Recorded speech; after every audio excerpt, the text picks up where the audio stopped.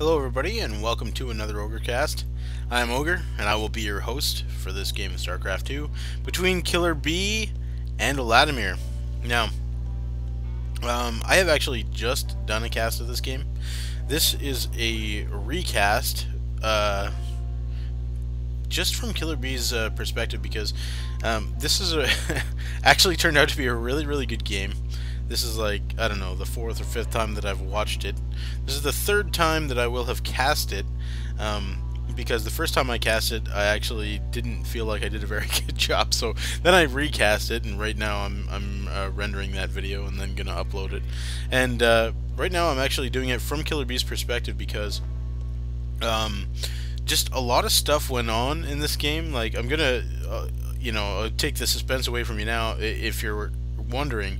By the end of this game, the average APMs of both players, it turns out to be 84 for KillerB and 80 for Eladimir, so extremely close to each other. And actually casting a game with that many actions going on, I'm not going to say that's like uber fast because it's not like a pro level, but they say that you only need about say 60 APM to do everything that you need to do, but both of these guys, I'm neither one of them spams APM or anything like that, so they're actually doing something with all of their APM, which I find it's a pretty high number.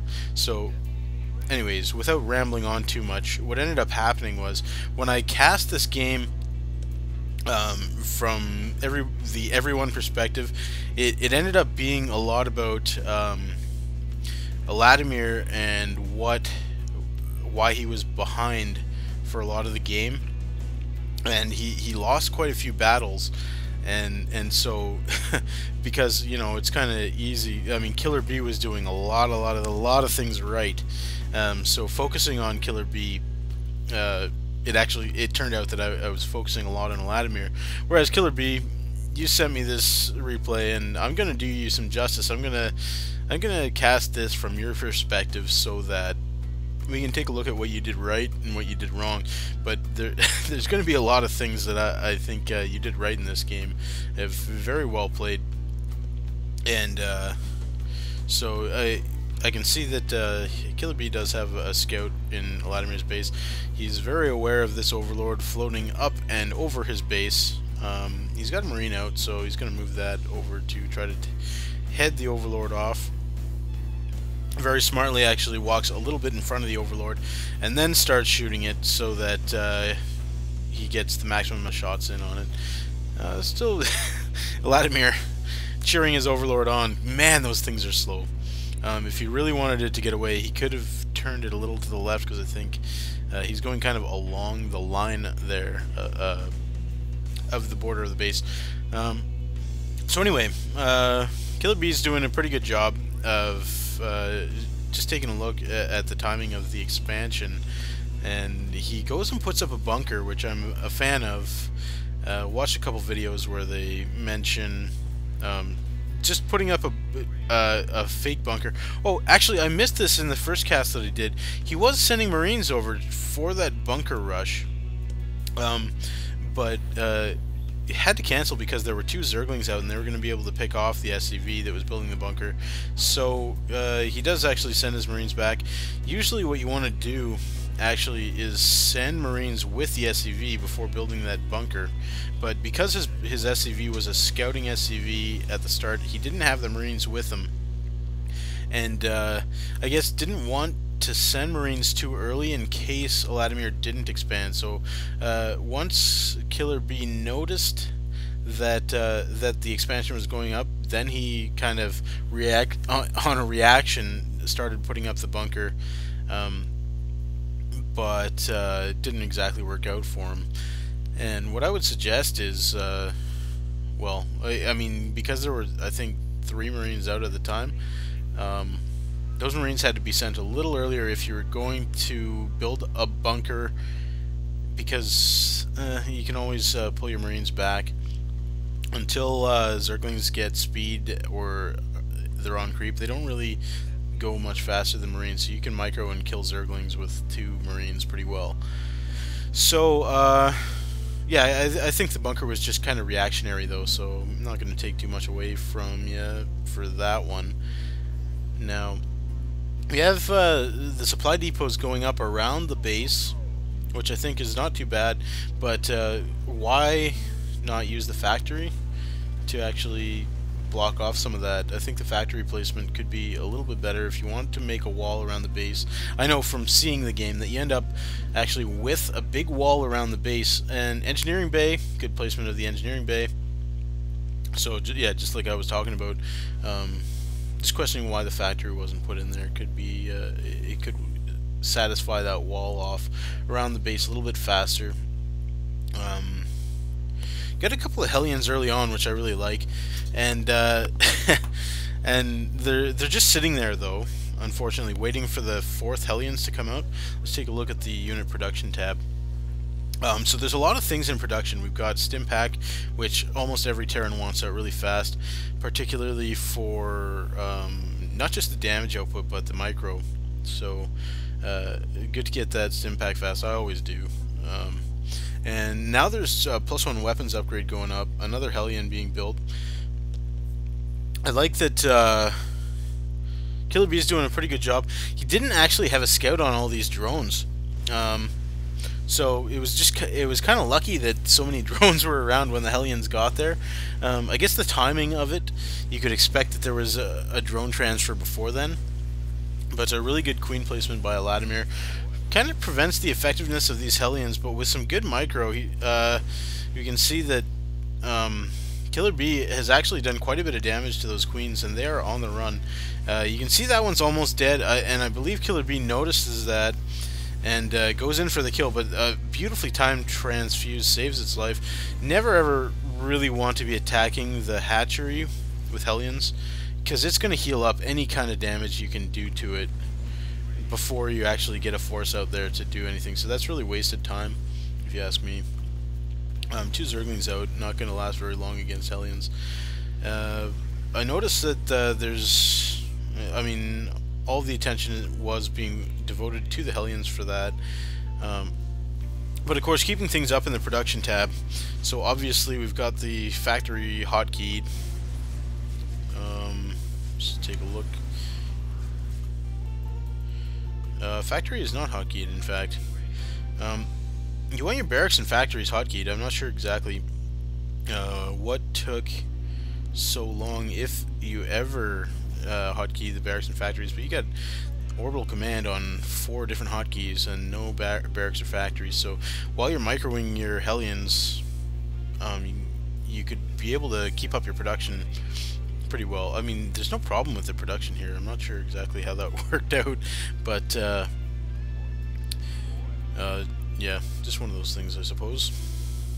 Like, as soon as my barracks go up, I add them to my number 2 hotkey, and my factory is number 3. I'm not sure. I mean, you must have a hotkey setup that you like, but I just I would have expected them all to be hotkeyed by now. Again, building buildings that aren't part of your wall off. So you end up using yeah, so Metalopolis actually poked their heads in here. Pretty good missile turret placement. I would have been scared that I could lose that turret there. So I guess it was pretty good to not lose the turret by canceling it too prematurely.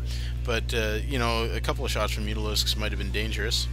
I would say that was really good play not to cancel that. I would have panicked and canceled it myself. So still taking a look at the hotkey setup. I don't see the barracks or factory or starport or anything on hotkeys. So definitely keeping the minerals down. I'm not sure why gas is so high. If there, I mean, something should be done with that much gas that early. Otherwise, SCVs should be pulled off to mine. Taking a look at the income tab, do have 33 harvesters, with your expansion up already, I like this. The marine placement inside KillerB's base was really good, because the backside, he knows that there's mutas out there. And so to have the Marines still in the base as opposed to moving them down to defend the expansion. I'm a little concerned actually about the scouting of KillerB. Has not checked out the unit composition or the buildings that Eladimir is putting up, and I'm just gonna quickly go over here to see what's scouted. There's a spire, there is a spawning pool scouted, not even a second extractor, so that just tells you how early the last scout was by KillerB. So I think he's really using mules and things like that. We can check. Yeah, he's only got 43, so he has been using all his energy with his orbital command, and so that's all been used to mule up. And my one concern is what's Eladimir's army look like? Does it have roaches? Does it have hydralisks? I mean, or is it speedling baneling? We don't know if there's a baneling nest or anything like that. So as far as scouting goes, I would be a fan. I'm definitely a big fan of getting Vikings, and once the Vikings are out, okay, they're sitting there. They should. I would have had one queued to actually go check out his base, even if it was sacrificial, because we know he has Mutalisks possibly defending his base. But to send in a Viking is not a huge expense if you get a decent scout off. And so I really would have been a fan of before now, especially because you have that expansion to defend. I would have been a big fan of having a scout go over and check out the main base of Eladimir. And but look at the production tab, like really solid as far as upgrades go, as far as keeping the army units pumping. No, still no hotkey setup for the barracks and factory and starport, which to me I just go all my barracks, 3 factory, 4 command center, 5 starport. So like right now KillerB just has his 1 orbital command set to 7890, and so that means the other orbital isn't even. Okay, well, we've got 20000. Yeah, the other orbital isn't even hotkeyed either.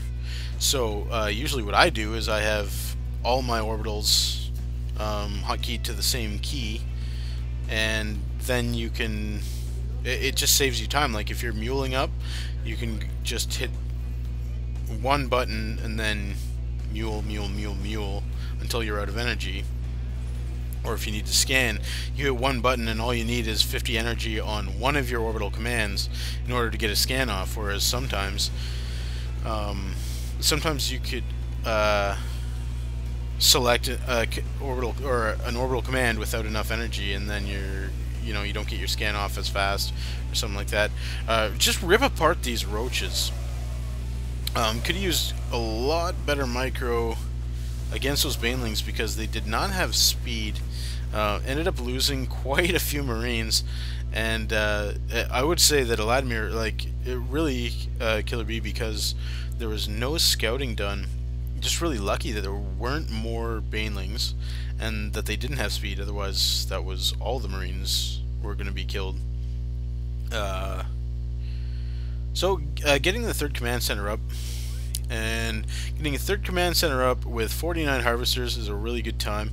I feel like the SCV production is just amazing, and look how oversaturated the main is.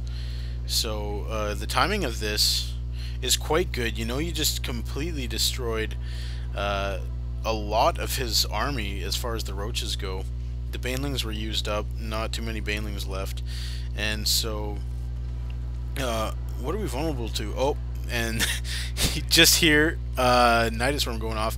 That was actually pretty quiet as far as things go. So he's flying a Viking over and notices that a Nidus worm came up. Okay, so I'm just gonna pause it here. Just a simple point.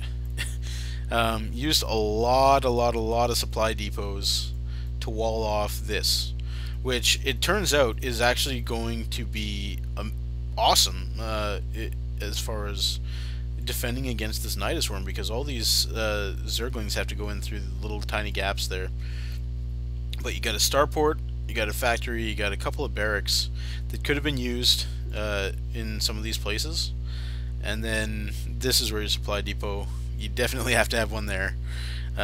You need a supply depot here because this is the most commonly unscouted area of the base, and same with down here. So you know, you need at least one, if not two, supply depots in here so that a Nidus worm doesn't even fit if they want to try it. And then you need at least a couple supply depots along the edges so that at least a Nidus worm is going to be scouted if it pops up, because there's always going to be, you know, a spot that they can fit one in. Another thing you can do, because KillerB had no siege tanks, not really an issue here, but a lot of people just siege up a siege tank here, and then this entire back door is protected from Nidus worms because you have supply depot scouting for the siege tanks, and the siege tanks with a huge range, so they will kill any Nidus worm that tries to come up early. And then your weakness is if you put a siege tank here, Metalopolis can fly in and kill it. So some people don't put the siege tank there, but if you have your supply depots, really not very vulnerable, because if Metalopolis fly in and attack a supply depot, all you lose is a supply depot, and you have warning that there's Metalopolis coming and could do some more significant damage. And because of the turret placement, fairly strong as far as defending the mineral patches goes. But I don't know, like he didn't go turret crazy. He's keeping his Marines standing here, so he doesn't need more turrets over here. So I like the turret placement, and like I said, you don't really need to defend supply depots as hard as you would defend other things. So KillerB, I'm sure you know now, because you got Nidus right in the smoke here, but pretty obvious thing there. You got to have your supply depots in the smoke. So taking a look at KillerB, he is watching pretty much the battle, and let's take a look at the production tab, see if it suffers. He already had things building, so we'll see if anything new pops up. Actually, I do want to go back, because what's building in his barracks? Like, there's nothing building in the barracks, and some Marines pop up right there. Okay, so yeah, that's not too bad. I apologize. That was a little bit. Okay, so he has to go to the barracks, select the barracks, hit Marines. So yeah, I'm really questioning why the barracks, the factory, the starport are not all hotkeyed. So the Vikings were there actually to clean up the overlords that were nearby, or the one overlord I should say. So that is of course something that you have to do. If you get Nidus, you have to have some Vikings over there to take out the overlords. So good work there. Now as far as the scouting goes, it's actually really not that good.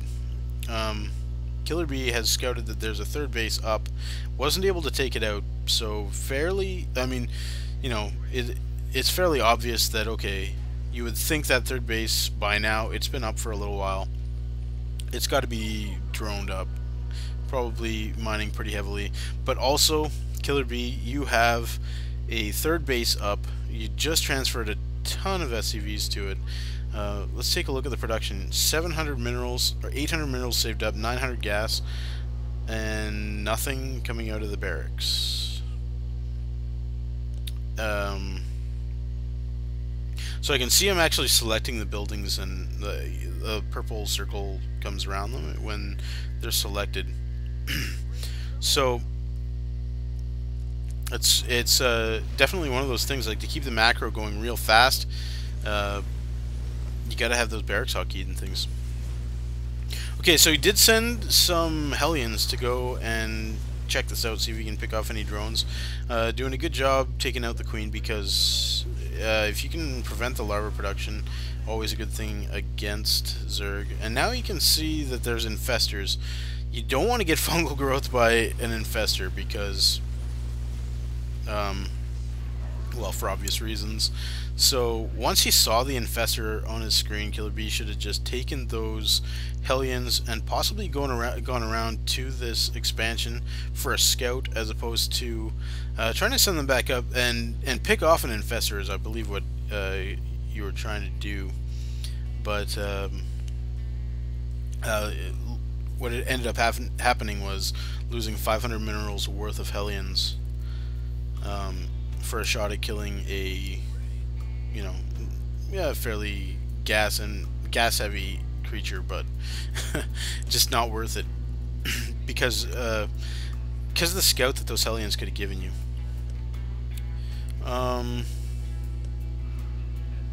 Yeah, so we're just taking a look at what it is that KillerB is doing. I mean, in the production tab, he's staying really well on top of macro for having none of these buildings actually hotkeyed, except for the one command center. 5 SCVs queued up, which is uncommon for having three command centers. These guys just sitting there doing nothing. Obviously, you don't want that happening. Gas is up and running. Should have been up so long ago.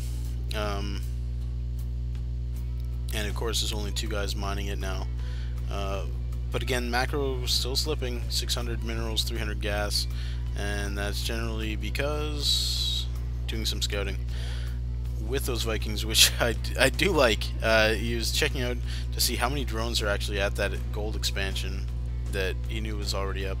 Another barracks up. This is because the macro, well, to keep up with the macro that he needs. Finally, a tech lab going on to this starport, and finally the factory getting switched off of that reactor, which, again, I mean, I'm a fan of the early Hellion play. I think it can be really effective, but the factory has got to get off of that reactor and research siege mode a lot faster, in my opinion, because siege tanks are just too good to not have this late in the game. And it's especially one of those things that when you have, you know, only 4 barracks, I guess that's not super high amount of barracks, but look, now you got 2 reactors with nothing on them. That should be 2 more barracks right now, with the amount of SCVs and things like that that are built up at these bases. Definitely need a transfer to this one. But because there's 2 reactors there with no buildings on them, you gotta have 2 more barracks thrown up there, and it should be pumping more Marines a lot faster. You know, Vespine is getting spent now because there's a tech lab on the factory. Guaranteed there's, okay, yeah, planetary fortress coming, that costs Vespine. 225 Vespine going to Terran infantry weapons level 3. Vehicle plating is going up, so there's Vespine being spent there. So that's why these reactors should not go unused, because huge SCV saturation, very good thing. Need more barracks, need more Marines pumping out, because otherwise you're going to get this. You're going to get 500 minerals and 50 gas. So just another thing to think about there. You know, basically, if you have a tech lab or you have reactors sitting there, should, you know, just throw a building on it, especially a barracks. It costs you 150 minerals. It'll help you keep on top of your macro, or, you know, throw up another command center. Although you've got this, all this is doing here is mining gas, and off of one, there's 1 too many SCVs actually on that gas. So going in to take out the gold expansion, and the first thing I notice here in this attack, now of course I'm not in the battle, so obviously you're going to be a lot more focused on the units that are coming to kill you, But the first thing I noticed when he walked into this is the small amount of drones that's actually on that gold mineral patch. So what that says to me is that Eladimir didn't have a huge amount of drones to spare. And that probably means, I mean, just from looking at KillerB and looking at how saturated his bases are, hugely oversaturated here. Not saturated here, so that's a mistake. Should have stayed on top of. But obviously had lots of SCVs because of that hugely oversaturated base that he's got there. Eladimir, if he was staying on top of his macro, would have had more drones at that gold expansion. So to me, that's when you walk in to take out the gold expansion and you find 7 drones. And you know, how long ago did KillerB scout that expansion? That was like, I don't know, 5 minutes ago or something like that. So it says to me that if he didn't send those drones over, that he didn't have the drones to send, he might be actually hurting mineral wise. And so let's just take a look at Eladimir. He has minerals saved up, so I guess I'll eat my words on that one. But I know from watching the other way, or take a look at the income tab. Yeah, Eladimir's at 45 harvesters. Probably just lost 6 or 7 harvesters in that attack, or I'm sure all of them. So see, he lost 7 harvesters in that attack. He's only up to 52 and had at least 4 bases. So 52 harvesters at this point in the game is not overly great. That means his macro is suffering a little bit. So KillerB can actually feel fairly comfortable about his unit production, despite only being on 2 mining bases. So throwing up another starport, which because there was so